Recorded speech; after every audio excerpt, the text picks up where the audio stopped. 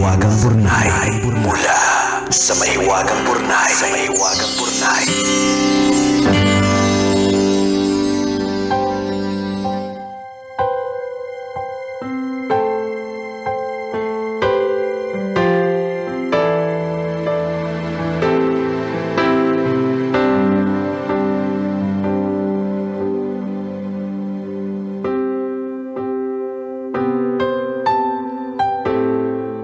Dear Kumikinang na Tambalang, Nicole Ayala at Diego Bandido.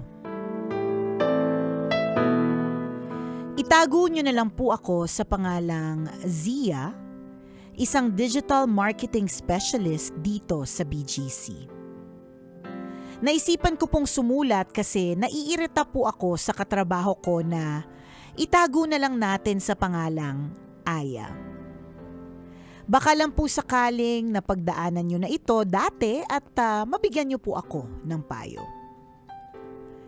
Hindi po kami ni ka-close ni Aya pero nagbabatian po kami and we follow each other sa social media. Wala naman po akong issue sa kanya maliban sa pakiramdam ko, ginagaya niya ako. Nagsimula po yun nang bumili ako ng fitness watch. Wala pang isang linggo, bumili din siya. Kaparehong-kapareho nung sa akin. Iniisip ko na lang baka naman nagkataon lang. Pero nung nagpalit ako ng tumbler, after 2 days, pareho na naman kami ng tumbler. Noon namang bumili ako ng bag, bago matapos ang buwan, muntik na kami magkapalit kasi bumili din siya ng kapareho ng bag ko. Hindi lang yung mga bagay na binibili ko yung ginagaya niya. Pinupuntahan niya din yung mga pinupuntahan ko. Isang beses may pinost akong aesthetic na coffee shop sa Tanay. The next weekend, nandun din siya. Nabalitaan ko din na nag-book siya ng trip sa Vietnam next month. Napaisip tuloy ako kasi I was there 3 weeks ago. Sa totoo lang, natatawa pa ako nung una. Kaya lang napansin ko na pati yung personal style ko, sinisimula na niyang gayahin. Pareho na kami ng hairstyle. May mga style siya ng damit na pareho ng sakin. Kahit yung mga expressions na lagi kong ginagamit kapag nagsasalita, naririnig ko na din sa kanya. Inisip ko na baka pareho lang talaga kami ng taste. May nabasa din ako na kapag ginagaya ka daw, ibig sabihin, hinahangaan ka. Pero habang tumatagal, nakakairita na. Tambalang Kumikinang, nangyari na po ba sa inyo to? May nakilala na din ba kayong halos lahat ng bilhin, isuot, kainin, panoorin o gustuhin ninyo ay ginagaya din niya? Ano po kayang maganda kong gawin sa sitwasyon ko ngayon? Hahayaan ko na lang po ba? O pwede ko kayang kausapin? Kung kakausapin ko naman po, ano naman nasasabihin ko? Salamat po sa inyong payo. Ang inyong kumikinang na tagapakinig. Zia.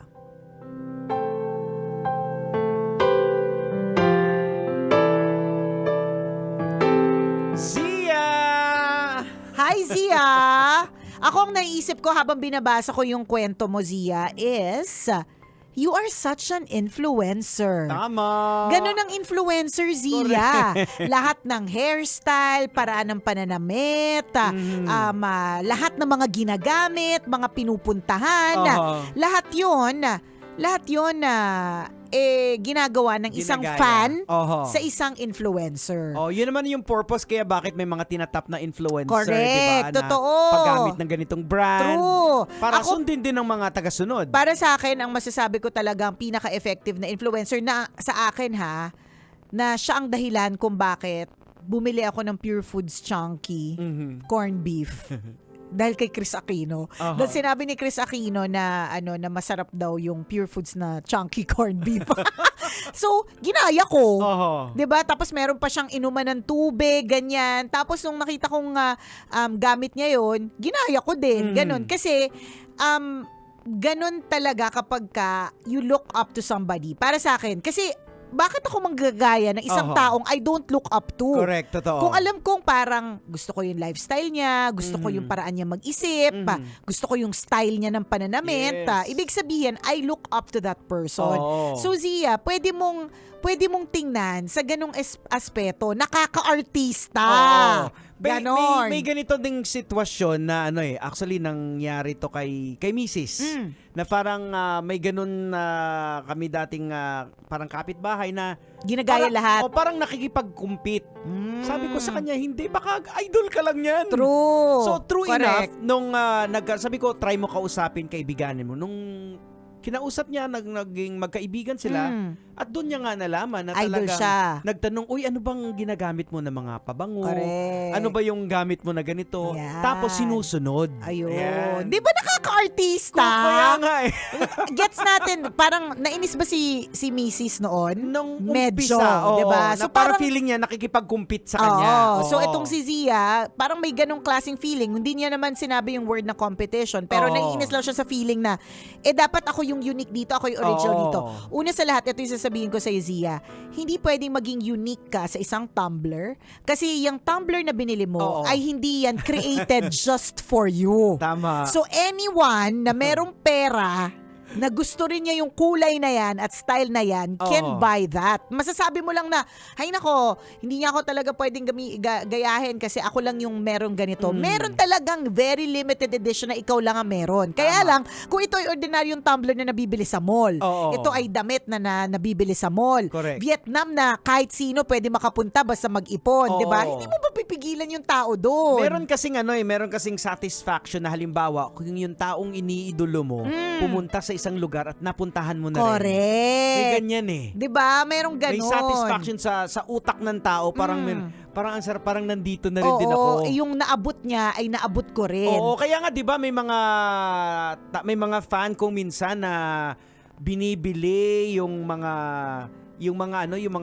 Pre-love. mga pre-love kasi like kay Nicole Yala, 'di ba? Maraming bumibili ng mga Pre-love ko kapag ka may time lang akong Oo. mag-sort out. kasi parang nai-experience din nila yung True. hinahangaan nila. Correct. And it's a good thing. Oo. Ako para sa akin, Zia, look at it that way. Ngayon, parang katulad ng Mrs. ni Diego na eventually kinausap niya. Oo. Then kung sa ikapapanatag ng kalooban mo, kausapin mo siya, but tinatanong mo sa amin, how will you talk to that person? Pwede namang light-light lang. Hindi Oo. yung very nag-a-accuse na ano ka ba naman? Oo. Ginagaya mo naman ako? Hindi ganon. Get to know Magandang- the person. Correct, kilalanin. Kilalanin mo kasi sabi mo hindi kayo close, parang True. casual lang kayo. Kilalanin mo kung ano ba Correct. talaga siya, Oo. kung sino ba talaga siya. Kasi wala namang taong mangiinis na gagayahin mo. Kasi naiinis ka na, ba't mo pagagayahin? Kaya nga, 'di ba? Totoo 'yon, hinahangaan ka niya, kaya Oo. kanya ginagaya. Tandaan, imitation is the sincerest form of flattery. Tama. Na kahit hindi nila sabihin na idol ka nila, hindi nila sabihin na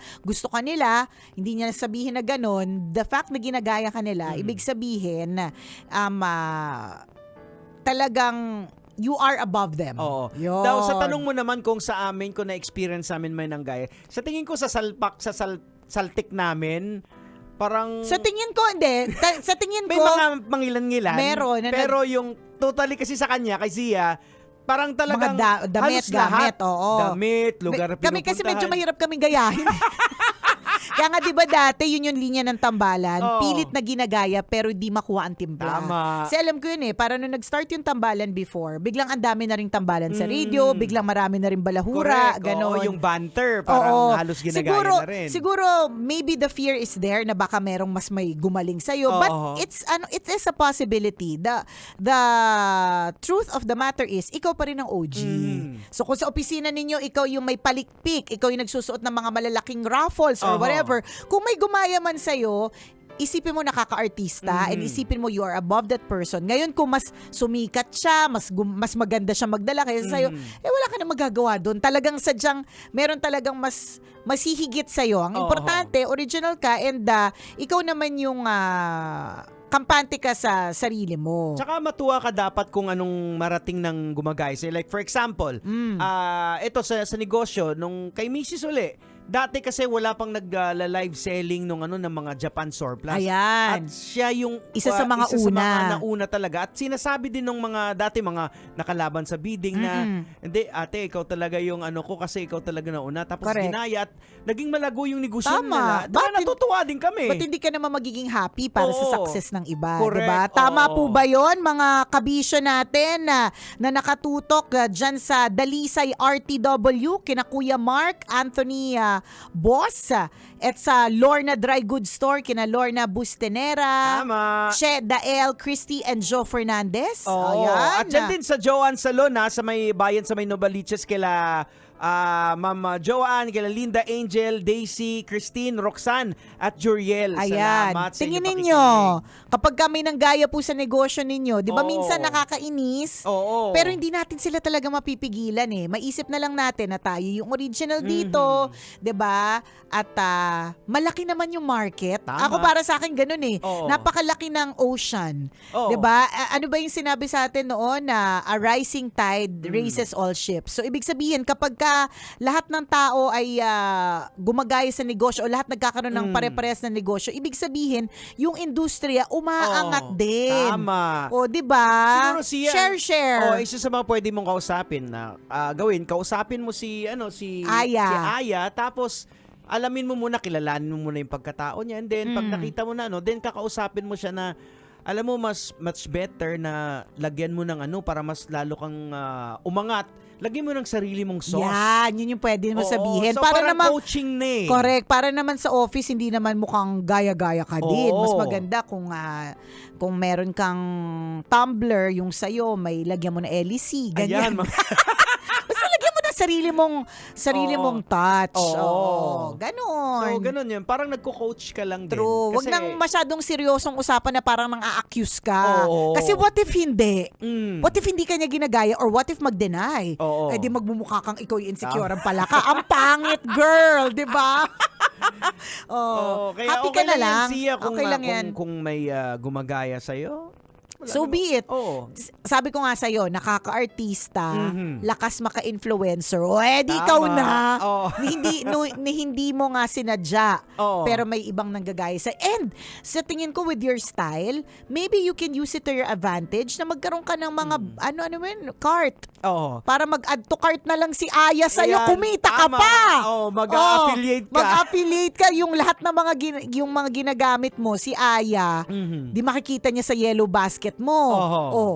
Eh di tuloy, doon na siya mag-order sa yellow Tama. basket mo. Eh di pinagkakitaan mo pa si Aya. Oh, POV lang din. Tsaka siguro, parang para sa akin I may be wrong, parang it's a girl thing para sa inyo na Oo. pag, di ba, pag pumunta kayo Oo, sa isang correct. lugar Parang na pareho wala- kayong damit na parang, True.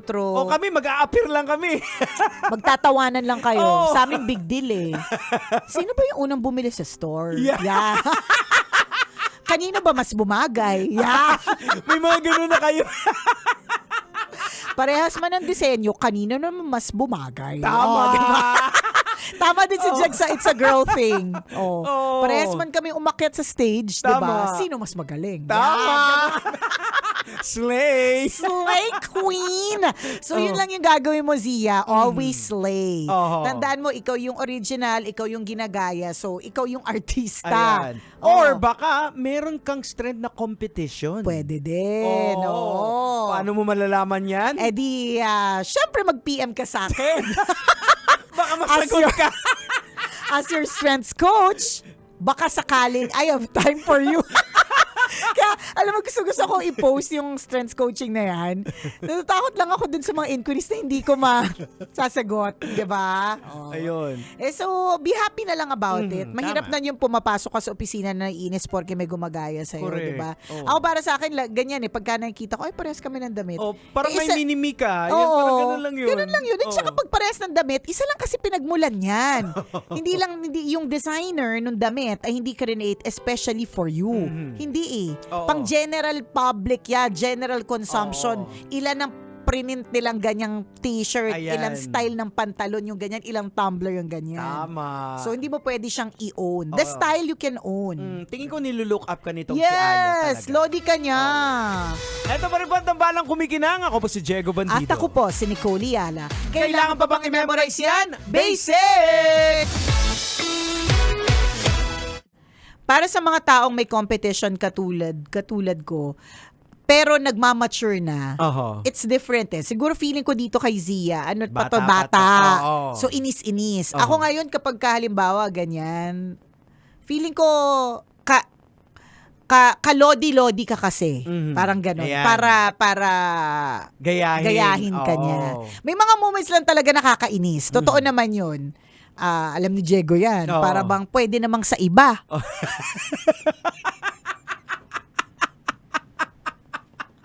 Pero- Secret. Pero kailangan dun din. Eh di wow.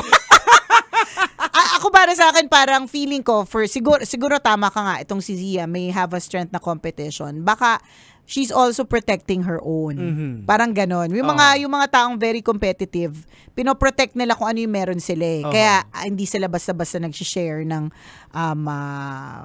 whatever, 'di ba? Kasi pinaghirapan yung mga taong may competition, pinaghirapan nila kung saan sila ngayon eh. Oo, kasi tingnan mo sa utak ng isang may competition na parang dahil nga competitive ka, 'di ba? Natural sa iyo 'yon, ha. You are trying to be different tapos meron itong isang tao na Oo. sunod kinokopya lahat. Lahat. Every step of the way kung saan Correct. lugar pupunta, True. kakainin mo, damit Oo, mo, correct. anything. Lugar na pupuntahan mo. Napaka hindi komportable talaga para sa mga tao may competition. Baka may eh. ganun eh. Oo. Pero yun nga, as you grow older, may maturity na rin yan eh. mhm. Siguro yung competition as you grow older will come in another form. Oo. Ganun, Kaya- pero kaya- ito, hindi na. Kaya maganda na kausapin niya eh para ma-diffuse mo yung ano na hindi pala siya nagko-compete. Ginagaya niya Ginagaya lang ka talaga. Kasi lang. nilulook up niya ako. Correct. Kaya importante din yung pag-uusap. True. Oo. Yan. Kung gusto mo. Kung hindi, di. Baka masagot kayo. Oo. PM na sa inyong Strength strengthening coach, strength coach. Nicole Yala. Oo. Pag may time. Pag may time. O siya. Salamat na marami sa pagtutang mga kabisya sa kwento ng Bornay. Bye. Metro's #1 Love Radio. Basic!